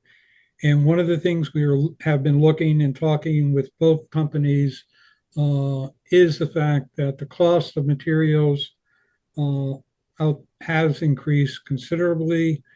We will have to use a crane, obviously, to take down the parts of the steeple that need to come to the ground. And obviously then it will have to be the reverse of that once it's ready to be placed back up on top of the steeple itself out there. And one of the things we're looking at is, because of the cost of materials and the construction, et cetera, out there, we did get a quote from the contractor about doing the work on the steeple and the repair work, et cetera. And we're just not quite sure. I'm talking to them in regards to getting a final quote on it so that we know exactly what the pricing of the steeple will be. The first quote we originally had was just under 100,000, and the quote that we got from the construction company was about 200,000, but we do believe it will be quite a bit more from that once we get it down and once we get it back up again. Any questions? Who would like to go first?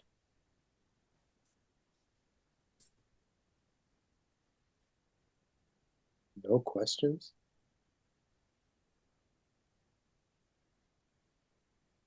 Yes, Andy.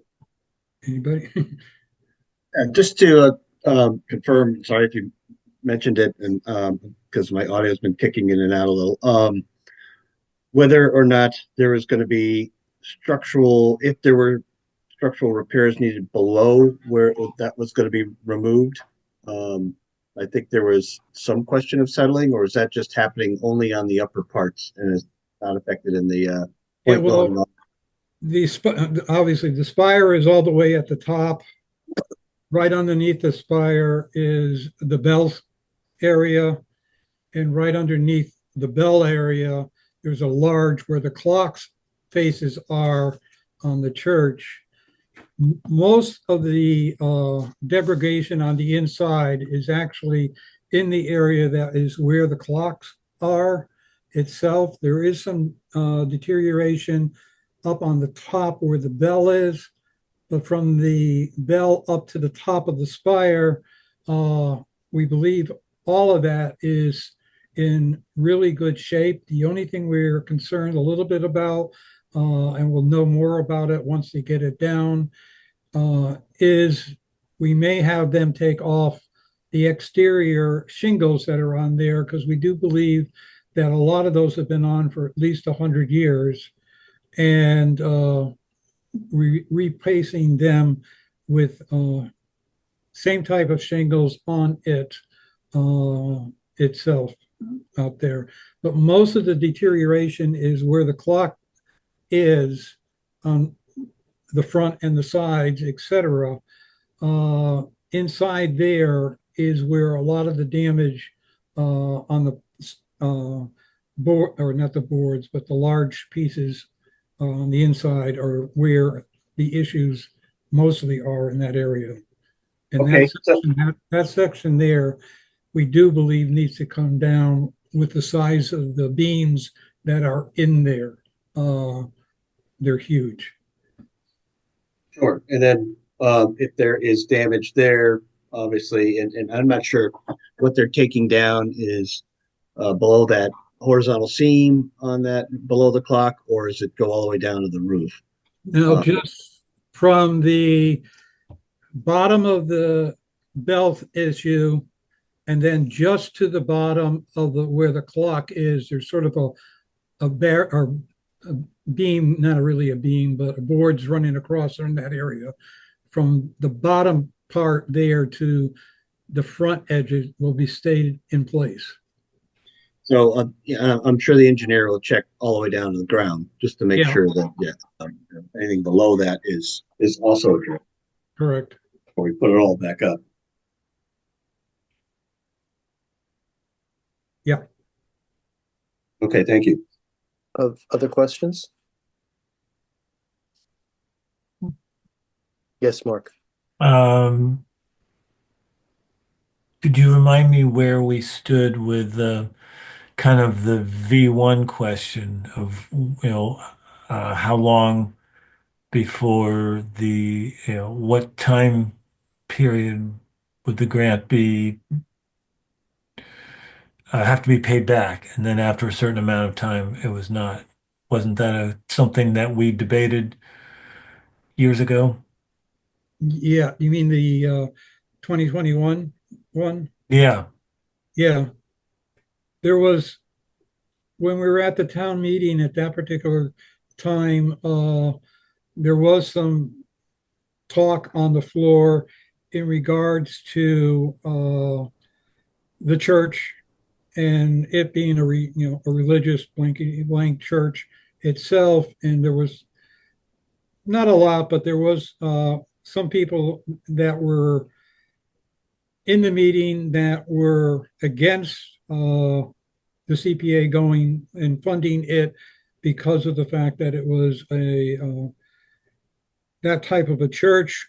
But then a few other people did get up and started talking about it, that the front part of the church really has nothing to do with a religious part of the inside of the church itself. I don't know if that was helpful.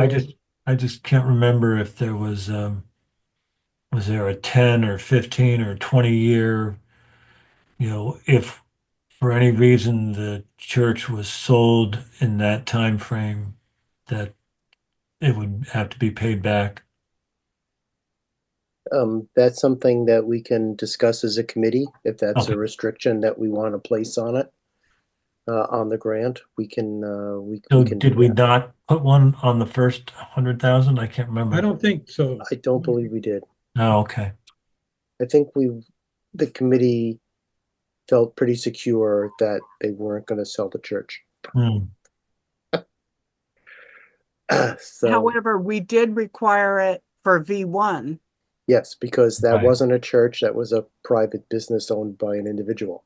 But it was still a historical church in town. Yeah. Well, yes.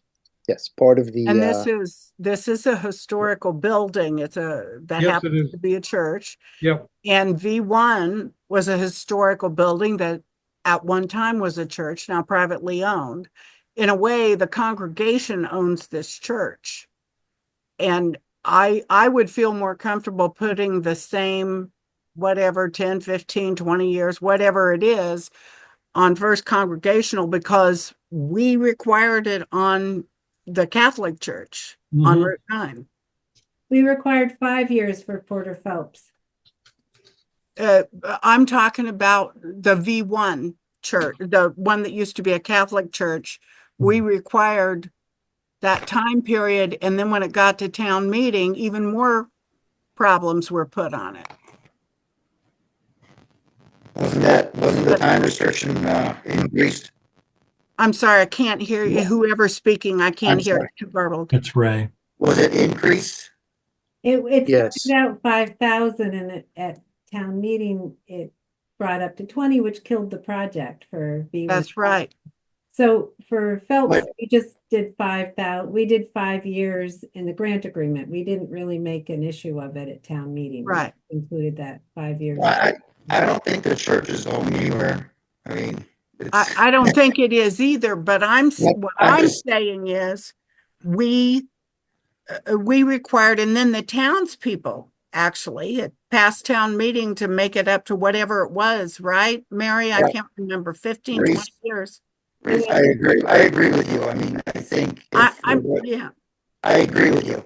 I'm just saying, if we know the townspeople were going to require that of another historical church building, then how can we say that the congregational church doesn't have a time period that they have to agree to? I want us to be consistent and fair and equitable. Yes, agree. well, if the committee decides that this is an important restriction to the project, then we can vote to include it. I I would argue, well, first of all, I would say that each CPA project is judged independently on its own merits. And just because we put a restriction on one that was similar doesn't mean we have to have it on the second one. Although I do agree that it makes it easier politically to get it through. But these, a building that's owned by an institution is different than a business that's owned by an individual. But if the committee decides that they want the restriction, I would support it. So, just as a quick background, the Supreme Judicial Court judged that public and CPA money can be used on religious buildings if it passes a 3-part test, which is, it's a 3-part test, which is that it can't be religious iconography. It can't be part of a mission to convert people or to bring people into the church. And it can't be in an area where religious services take place. So one can argue that a steeple is a religious icon, but it's also an architectural element that's important to the building and to the town center. And that's why we agreed to fund the North Hadley Church restoration. And then the other thing I wanted to say is part of that ruling is that you can't put a conservation restriction on a church because it's state interference with religion. So yes, the CPA rules say that you cannot use CPA money on a building unless it has a conservation restriction or a historical restriction, but you can't put one on a church. So that was the issue at North Hadley, and we just decided to do it. So that might come up again, yes. Are there other questions? If repairs are done, are they going to be done with similar materials? Is it going to be wood framing? You're going to use more modern materials? What's the plan? Now, the exterior will, out there will basically, I believe it will be some of the new materials that are out, but it's an exterior structure, and I think most of it will be it will be a wood type structure up there, mostly. Generally you're supposed to replace materials with like materials, but in this case, if there's something better and cheaper, I think you should consider it. Okay. So just keep your options open. Okay. The other thing you might want to consider, I didn't notice this in the application, is a 10% buffer. Yep. For over expenses. You don't want to wait 6 months to come back to us because you're $12,000 short. Right. And then if the money is left over, you just return it to us. Correct. At the end. So I would also suggest that. Yep. Is the steeple in imminent danger of collapse? I don't believe at this point it is, even though it does have a slight tilt to it. I think we're okay at this particular point in time, but I'm just hesitant in regards to extending anything out there for much longer than this particular year. I get sometimes nervous in regards to a lot of the high winds and other things that have been happening around. And I sometimes keep driving down to the steeple and taking a look at it to see if there's any more design or disruption going on with it. I mean, it is up there in regards to how tall it is. And I sometimes wonder if, if you get 50 or 60-mile-an-hour winds, et cetera, is something going to happen. But it is pretty solid on the inside to some extent. But again, it's a lot of the beams that have a lot of cracks in it. And we have put a lot of strapping on some of them so that any of the splits are staying where they are and they're not going wider. And some of the beams that are on the inside, because they've been there since the 1800s, and quite a few of the beams that are up there, the exterior looks okay, but if you put in a sharp point onto the inside, a lot of the inside is deteriorated on them. Some pictures of that might help you with town meeting also.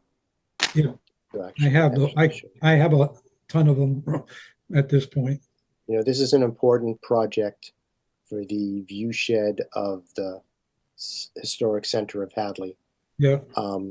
And I think I speak for the whole committee when I say we understand that the delay in this project was not your fault or the church's fault. Many things have sort of conspired against you to push this off. So we definitely want to help you get this project back on track. But do it as fast as you can because the costs are just going to go up. I know. Well, I know. So really push down the accelerator and see if you can get this going. All right. Any other questions about this project before I turn it back to Mary? Oh, right. Ray Yes. has his Last hand one. raised. Yes, please. What you're asking for $250,000 this round, correct? Correct. Okay, all right. And that's in addition to the money they got the last time. And was that for the bell? I'm sorry, the bell or the clock? the clock restoration and stuff. Was that for all that? No, there were two projects, one for the clock and one for the steeple. That's what it was. Okay. And then the steeple project delayed the clock project. Okay. All right. Understand. Thank you. And so this would be 350 of a estimated $400,000. That's correct. I wish Fred Oakley were here to see this happen. I'm sorry. I was just saying, I wish that my neighbor's late husband, Fred Oakley, was here to see this Yeah. potentially go forward. Andy, did you have a question? So the clock money, I mean, that was spent quite some time ago based on numbers that are aging as well. Does that need to be revisited as part of this? No, we still have the clock. The clock, all the parts that were taken from the clock have been repaired, and they are with the clock guy. And we have asked him quite a few times, probably the last 3 years, can we pay him or blankety blank for what he has done with the clock, etc. And he keeps telling us that he'll worry about that once he gets the clock back in place. So he does a good job, and he does a lot of clock work in Northampton also during the course of years. Can't be too many clock repairers. No. Floating around these days. If If you've never seen the clock, it's an absolute thing of beauty. It's just incredible. Yeah, I definitely would recommend people trudging up there and looking at the steeple. Well, the clock's not there anymore, but definitely worth checking out. Okay, well, if there's no more questions. Thank you very much, John. We'll see you in 3 weeks. Okay, thank you. Appreciate everybody's input on all of that. I want to jump ahead to Diana West has been patiently waiting. She is here for the Historical Commission. Her project is partly done and is well underway to still being worked on, but the timing was that it should be done by this May 2025. So I asked her if she wanted an extension, and so she's here to ask for the extension. Hi, everyone. Thank you. So this was the project we came to before CPA for the signs, which we've already mentioned tonight, the West Street walking tour, and the audio driving tour for the whole town. And so we are just about to go to print on the West Street walking tour. But the audio tour has been had some setbacks. When we originally asked for the funding, we had 2 volunteers ready to do all of the recording for us. Unfortunately, they backed out.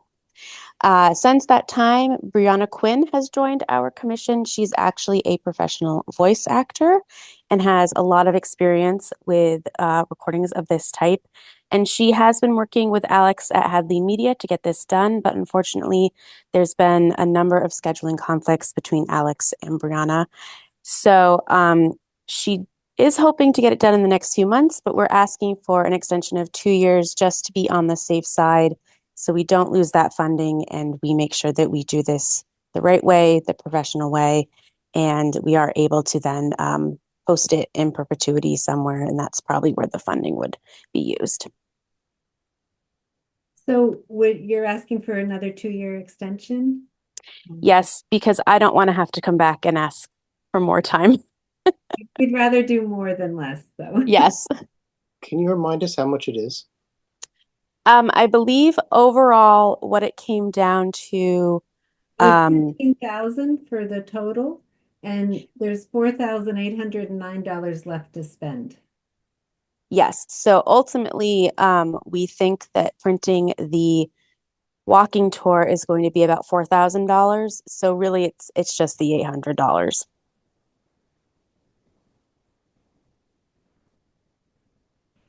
And you think And that, just to put it into perspective, our annual budget is $900. So unfortunately, we don't have the funds there to be able to put towards that project. just so Diana doesn't have to come back, can we do a quick vote on the Yeah. extension? Okay, I move that we do a 2-year extension. I second. That was Risa. Any more Roll discussion? call vote. Oh, I think we had a second, right? Andy, you made the motion. Risa, you seconded? Yes. Any more discussion? Okay. Any more discussion? Nope, go ahead, Kayla. All right. Mary Thayer, Yes.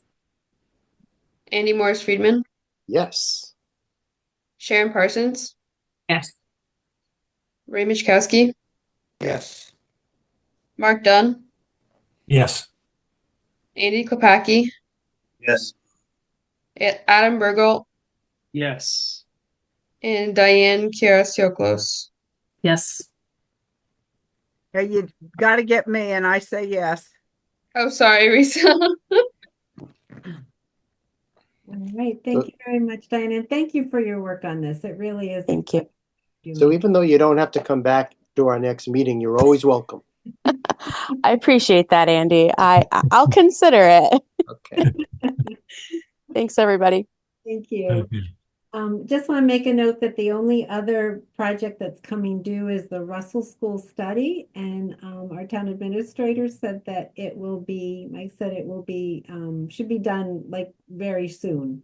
So I don't think we need an extension on that. If for some reason it was left hanging, we could ask for one in the fall, but it sounds like they're expecting to get that very soon. Which is nice because it was from 2 years ago.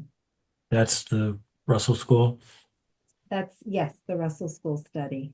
And the Goodwin Memorial, that's not due yet? That is,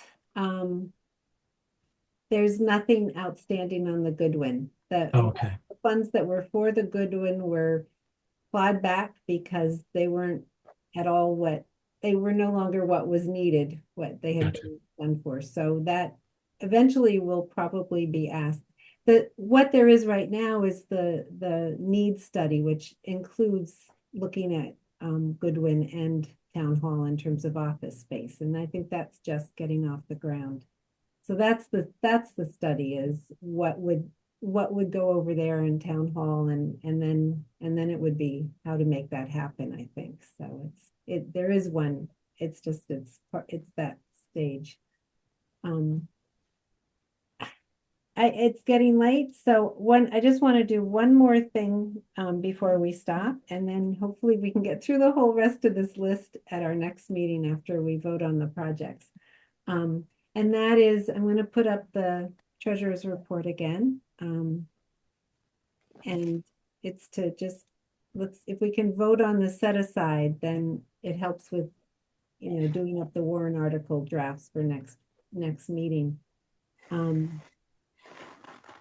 As Adam had said, if we do 50,000 in each category, and if we did approve all the projects, which already it sounds like the 5,000 for the signage will be taken out.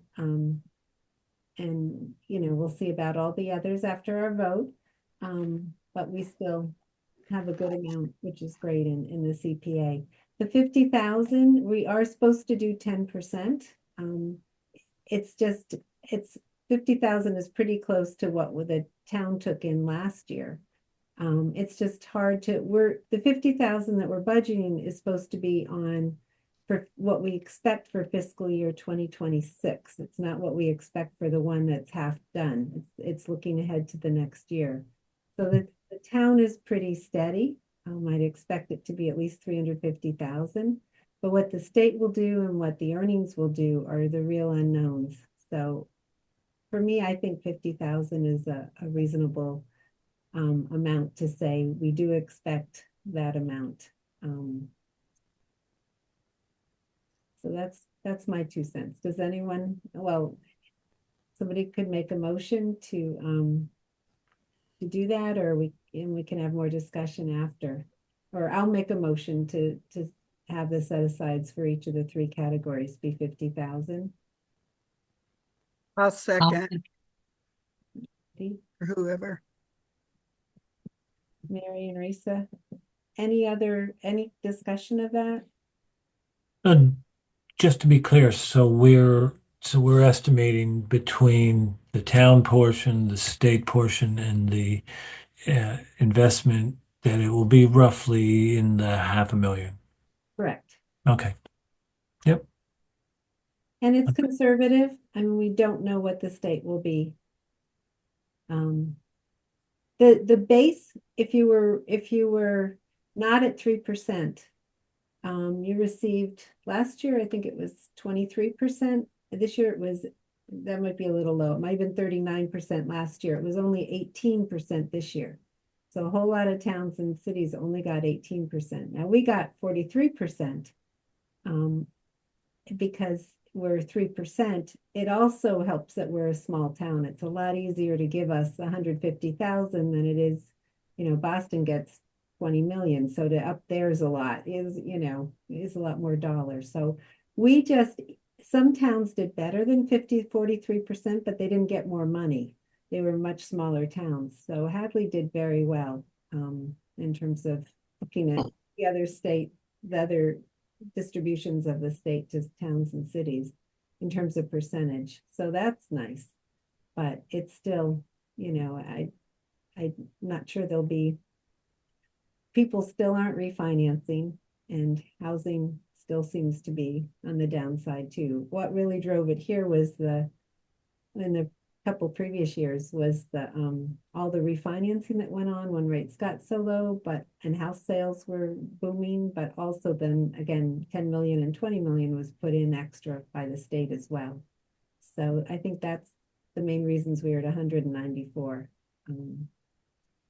So I think, well, if we get 43% next year, I think that would be very good. So, devil's advocate, what's the worst thing? Tariffs go through, the economy screeches, and we only get 300, and we've put 50, 50, and 50. That just leaves 150 to go into the undesignated. Is that what would happen? It does. And I mean, the other thing that can happen is, here our earnings were negative 81,000. When the stock market took a dive. Yeah. But just remember, all the reserve funds all are they go to the open space, the historic, and the housing, and we don't spend the housing as fast as the others. But if we were off, say this should have been 40 instead of 50, it just means that 50 has to be only used for open space, but it's still used for CPA projects. And the 50 here would only be used for historic. And we're actually going to potentially use that right away. So it's not, it's not like we've lost the money. It's just earmarked in that category only. Right. And we could always the next year go lower to help compensate for that too. But it is an estimate. And that's why I think it's good to be, not looking at 600,000, 60,000, looking more at 50 just to make it, potentially fall in the right spot. I just want to emphasize that point that the money is still available and can still be used for things. It just gives us a little less flexibility. With the and we haven't had any troubles using any of that money except for the housing. So basically, if we give 50,000 to housing instead of 40,000, it just means there's 10 grand less in undesignated. Yeah. Thank you. Ready to vote? All right, roll call vote. Mary? Yes. Andy Morris Friedman? Yes. Risa? Yes. Mark? Done. Affirmative. Sharon? I couldn't hear you. Is that I? Yes. Yes. Okay. Ray, Yes. Andy Klopacki, Yes. Adam, Yes. and Diane.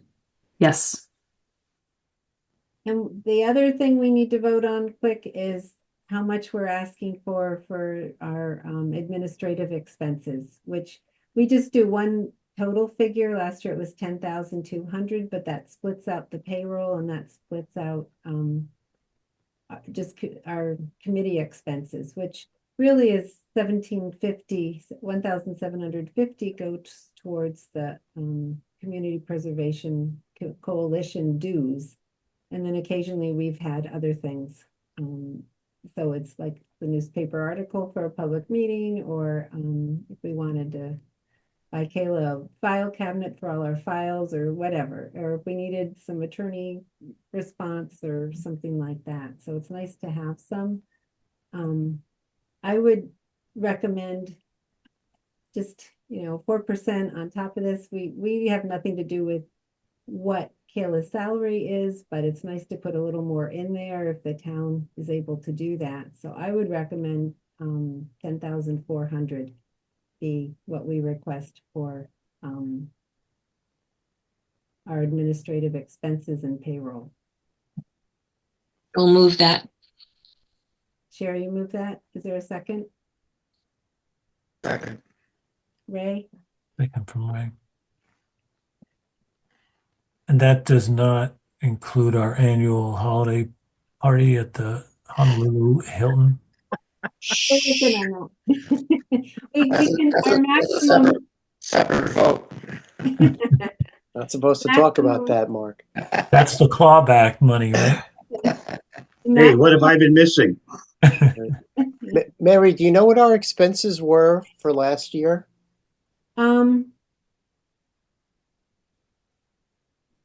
Yeah, I'd have to look back on an earlier spreadsheet.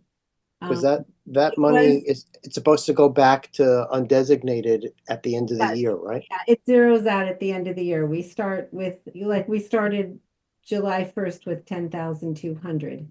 Okay. Now we're down to about 5,000, six, Okay, so it's not like we're going to put in another 10,000 and then we'll have 15,000. It zeroes out each year. Right. Okay. And the maximum we can ask for is 5%. So of what we collect. So we could ask for $30,000, but no, we don't want to don't need to. And it's been fabulous for me having Kayla on board. She's done a lot for the committee, and she's done a lot of the projects that, trying to get old files together, and she's been a huge help. So, and we'll continue to do some of the projects we're looking at, and so I think it's great. So we need any other discussion?